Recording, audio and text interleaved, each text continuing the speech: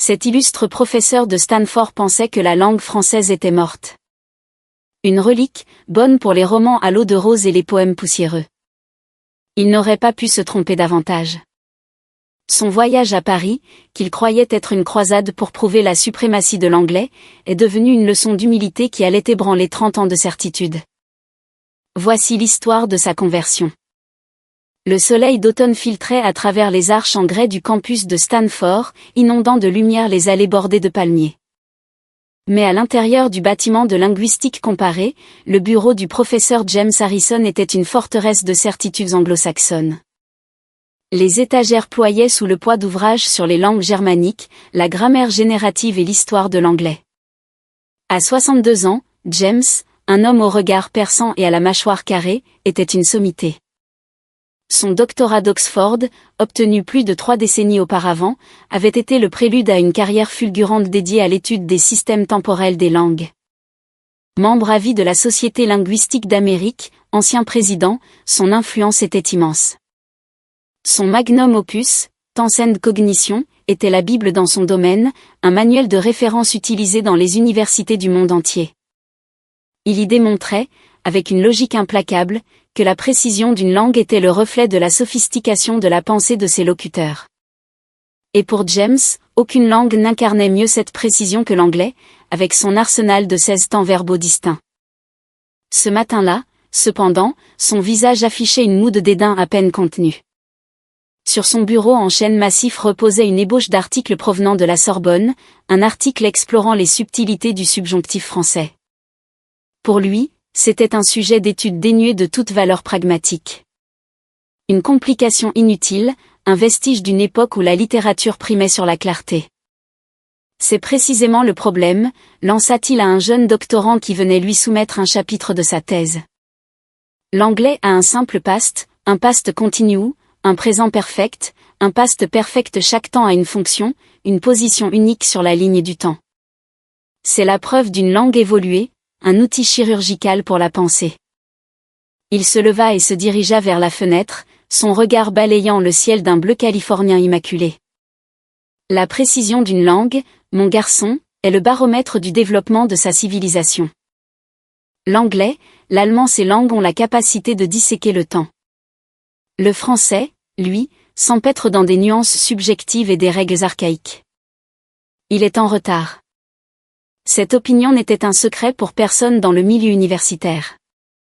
Lors de conférences et dans ses écrits, James n'avait de cesse de critiquer la complexité qu'il jugeait inefficace des langues romanes. Il se souvenait d'un colloque à Chicago où il avait qualifié le français de « magnifique fossile grammatical », provoquant des murmures indignés parmi les quelques chercheurs francophones présents dans la salle. Cela ne l'avait pas dérangé. Pour lui, la vérité scientifique primait sur la sensibilité culturelle. En fin de journée, alors qu'il traversait le campus baigné d'une lumière dorée, un sentiment de satisfaction profonde l'envahit. Il avait la chance d'être un locuteur natif de la langue la plus précise au monde et d'avoir consacré sa vie à en déconstruire les mécanismes. Pourquoi perdre son temps avec des langues immatures, comme le français, si ce n'est pour s'en servir de contre-exemple? Il en était absolument convaincu. Il ignorait encore que cette conviction, bâtie sur une carrière entière, était sur le point de se fissurer. Un matin, quelques semaines plus tard, en parcourant sa boîte de réception électronique comme à son habitude, son regard fut attiré par un courriel à l'expéditeur inhabituel, bureau de l'Association internationale de linguistique. L'objet était sans équivoque, invitation pour une conférence plénière. James ouvrit le message. On l'invitait à prononcer le discours d'ouverture du congrès annuel de l'association, qui se tiendrait en mars de l'année suivante. Le lieu, Paris. L'université haute, la Sorbonne. Le thème, précision temporelle et évolution des langues. C'était son domaine de prédilection, sa chasse gardée. Paris. James s'adossa à son fauteuil en cuir, les doigts joints. Il n'avait jamais assisté à un colloque en France, n'en ayant jamais ressenti le besoin ni l'envie. Mais une conférence plénière de l'AIL était un honneur immense.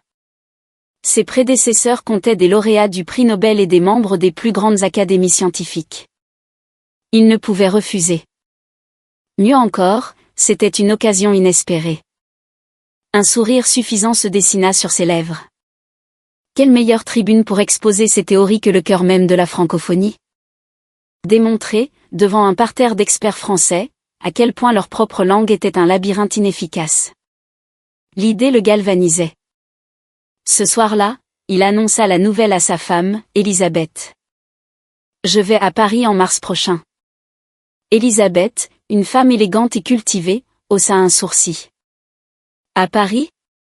Toi qui passes ton temps à critiquer la langue française? C'est justement pour ça que j'y vais, répondit James, sa voix empreinte d'une confiance inébranlable. Je vais leur prouver, sur leur propre terrain, que j'ai raison. Les mois qui suivirent furent consacrés à la préparation méticuleuse de sa présentation. Il créa des diapositives percutantes, opposant la clarté chirurgicale des temps anglais à ce qu'il nommait « l'encombrement sémantique » du français. La conclusion de son exposé était particulièrement cinglante, l'obsession du français pour des distinctions comme l'imparfait et le passé composé, ou l'usage excessif du subjonctif, est la preuve de son inadaptation au monde moderne.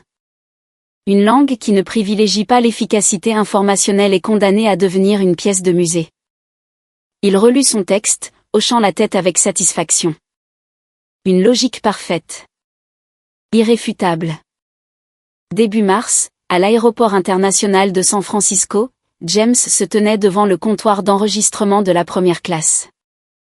Sa mallette contenait son ordinateur portable, ses notes, et la version imprimée de ce qu'il considérait comme l'aboutissement de 30 ans de recherche. En se dirigeant vers la porte d'embarquement, il regarda par la grande baille vitrée les avions décoller les uns après les autres, s'élançant dans le ciel clair. Une fois installé dans son siège spacieux, il relut une dernière fois son discours. Le français, une relique grammaticale. Il savourait ces mots, persuadé de leur justesse.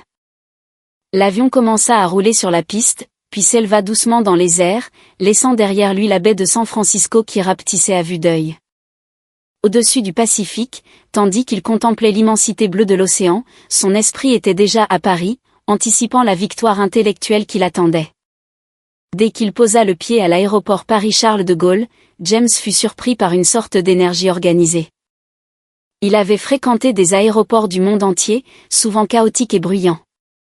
Ici, malgré le flot constant de voyageurs, régnait un calme relatif, un ordre sous-jacent. La signalisation, claire et élégante, le guida sans effort vers le contrôle des passeports. Il s'attendait à l'arrogance et à la lenteur proverbiale des fonctionnaires français. Au lieu de cela, la file, bien que longue, avançait avec une fluidité surprenante. L'agent qui prit son passeport lui adressa un simple « bonjour », vérifia son identité, apposa le tampon et le lui rendit avec un « merci, bienvenue ». Un minimum de mots, une efficacité maximale. Comment peuvent-ils être si efficaces avec si peu de paroles? Se demanda James, perplexe. À la station de taxi, un chauffeur l'aida promptement à charger sa valise dans le coffre d'une berline impeccable. James lui indiqua le nom de son hôtel, et le chauffeur répondit par un simple « bien, monsieur », avant de démarrer. Durant le trajet, le silence ne fut rompu que par le son discret de la radio. Pourtant, le chauffeur semblait anticiper chaque embouteillage, choisissant l'itinéraire parfait à travers le dédale du périphérique parisien, se faufilant avec une aisance déconcertante entre les voitures. C'était comme si, sans rien dire, le chauffeur avait compris tout ce dont son passager avait besoin, arrivé à destination rapidement et sans stress. À l'hôtel, l'accueil fut tout aussi déroutant. Le réceptionniste l'accueillit avec un sourire courtois mais discret. L'enregistrement fut d'une brièveté exemplaire, une vérification de son nom, la remise de la carte magnétique, l'indication de l'ascenseur. Pourtant, en entrant dans sa chambre, James découvrit que tout ce dont il aurait pu avoir besoin était déjà là. Un adaptateur universel sur le bureau, des bouteilles d'eau fraîche dans le mini-bar, des serviettes impeccablement pliées dans la salle de bain. C'était comme si ses pensées avaient été devinées. Il s'approcha de la fenêtre. La vue était à couper le souffle. La tour Eiffel se dressait au loin, dominant les toits en zinc des immeubles haussmanniens. En bas, le balai des bus, des voitures et des piétons se déroulaient avec une précision qui le fascinait. Des métros qui arrivaient à l'heure, des gens qui respectaient les feux de signalisation.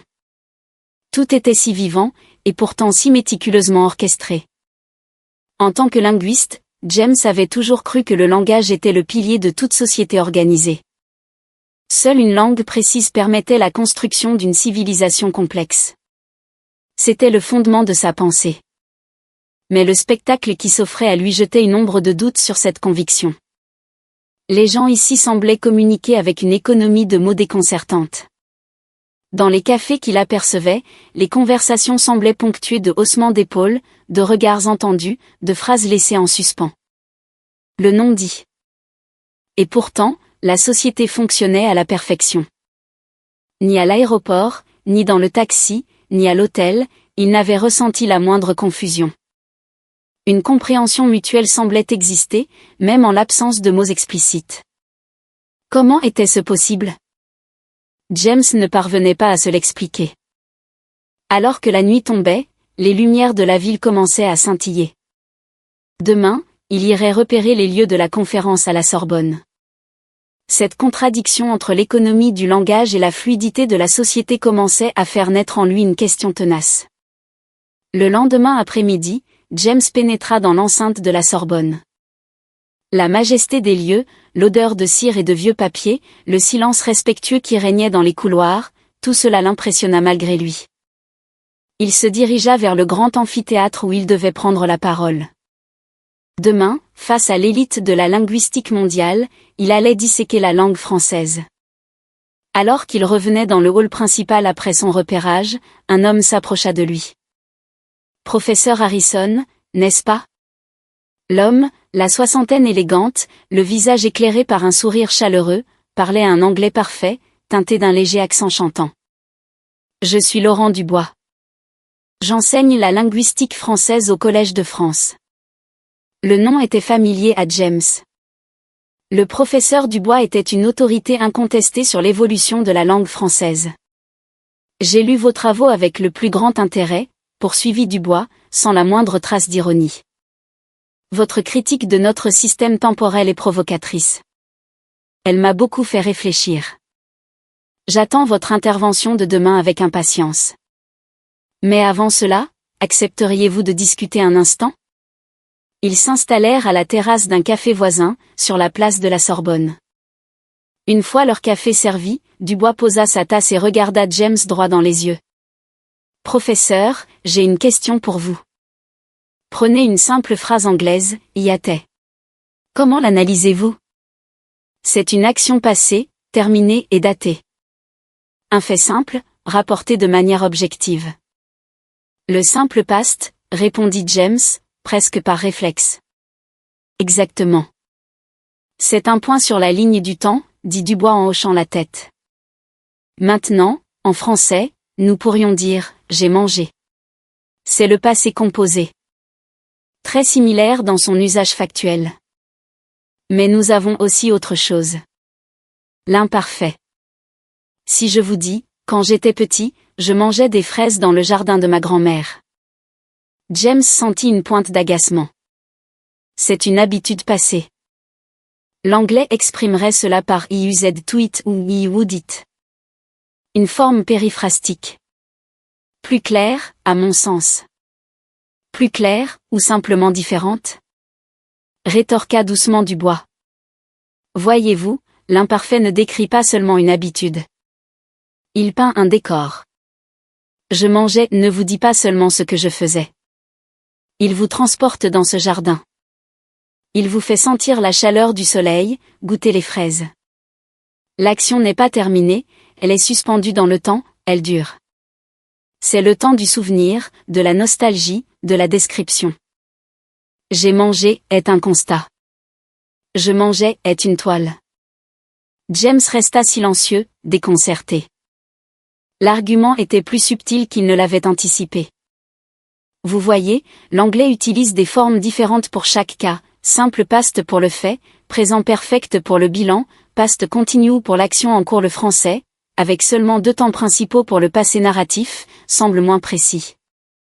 Mais en réalité, le choix entre le passé composé et l'imparfait n'est pas une question de chronologie, mais de perspective.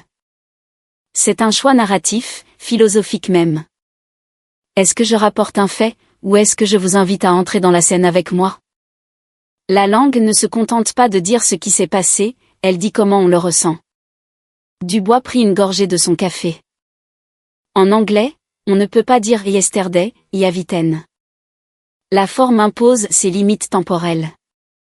En français, la limite n'est pas temporelle, elle est contextuelle et émotionnelle. C'est pour cela que nos enfants apprennent intuitivement que le soleil brillait, imparfait, plante le décor pour quand soudain, un orage a éclaté, passé composé. Le monde de James vacillait.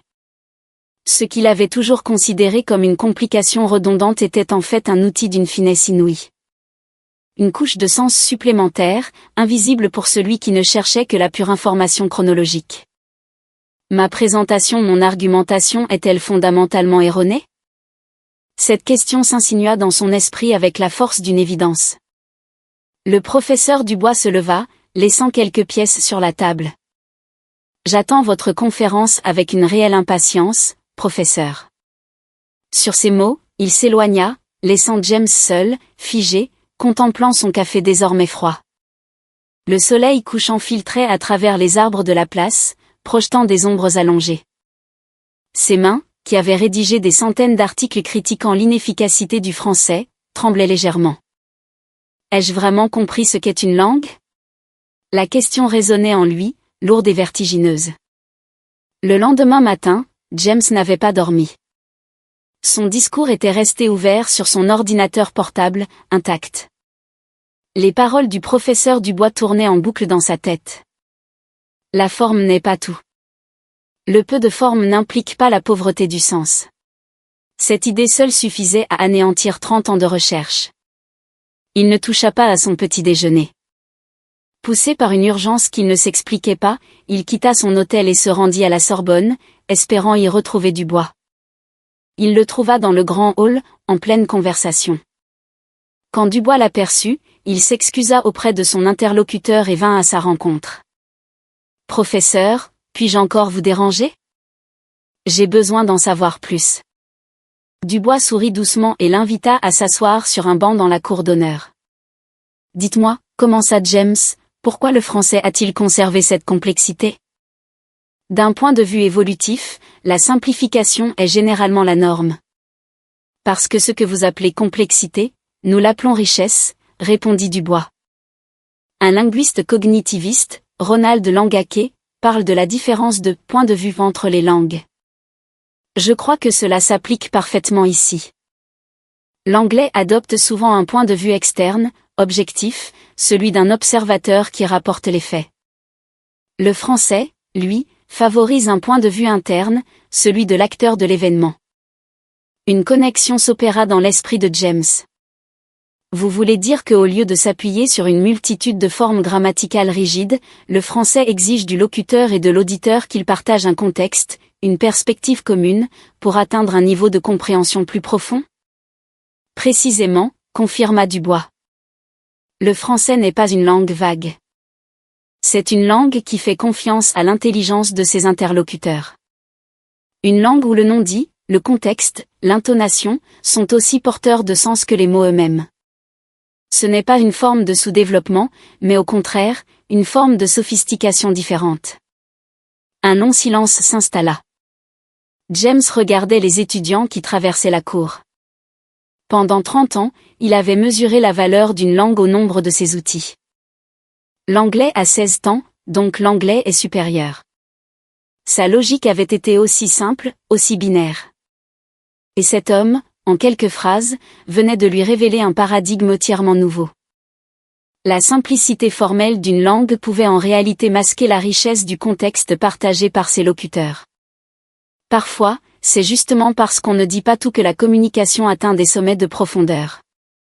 James retourna à sa chambre d'hôtel. Il ouvrit son ordinateur.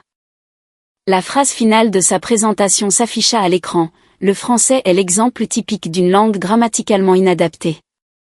Il ferma le fichier. Il en ouvrit un nouveau, vierge. Il allait tout réécrire. Renoncer à 30 ans de certitude pour présenter, à la place, cette nouvelle compréhension. C'était la seule chose à faire. Alors que la lumière de l'aube parisienne commençait à poindre, des larmes silencieuses coulèrent sur les joues de James. Des larmes non pas de tristesse, mais de révélation. Il mesurait l'étendue de son arrogance, la profondeur de son ignorance. Avoir passé sa vie à juger les langues sans jamais en avoir saisi l'essence. L'heure de la conférence approchait. C'est avec un nouveau manuscrit en main que James se dirigea vers l'amphithéâtre. 30 ans de croyance s'étaient effondrés. Une nouvelle vision était née. Que dirait-il maintenant? Monté à la tribune, face à une salle comble et silencieuse, James posa ses feuilles, mais ne les regarda pas. Il prit une profonde inspiration et dit, d'une voix claire et posée. Mesdames et messieurs, aujourd'hui, je dois vous présenter mes excuses. Pendant 30 ans, j'ai commis une erreur fondamentale dans ma compréhension d'une des plus belles langues du monde. Un murmure parcourut l'assemblée. Je suis venu ici pour vous parler de précision, convaincu que la multiplicité des formes était la seule mesure de l'intelligence d'une langue. J'avais tort. J'essayais de mesurer la beauté d'un poème avec un thermomètre. Son regard balaya la salle. Le français n'est pas une langue imprécise. Au contraire. Mais sa précision ne se situe pas là où je la cherchais. Elle ne réside pas dans la dissection objective du temps, mais dans l'expression nuancée de la subjectivité humaine. Dans le choix entre le passé composé et l'imparfait se trouve toute la différence entre un rapport de police et un roman de Proust. Dans le subjonctif se niche non pas l'incertitude, mais le monde infini du désir, du doute et de la volonté. Il marqua une pause, puis conclut, sa voix chargée d'une émotion nouvelle. L'anglais est sans doute devenu la langue de l'information globale, l'outil efficace du commerce et de la science. Mais le français, mesdames et messieurs, le français demeure, et demeurera toujours, la langue de l'âme, la langue de la pensée et de l'esprit de finesse. Il leva les yeux vers le public. Dans le premier rang, le professeur Laurent Dubois le regardait, un lent hochement de tête et un sourire bienveillant aux lèvres. Puis, un applaudissement éclata, suivi d'un autre, jusqu'à ce que tout le grand amphithéâtre de la Sorbonne soit debout, saluant non pas le professeur de Stanford, mais l'homme qui venait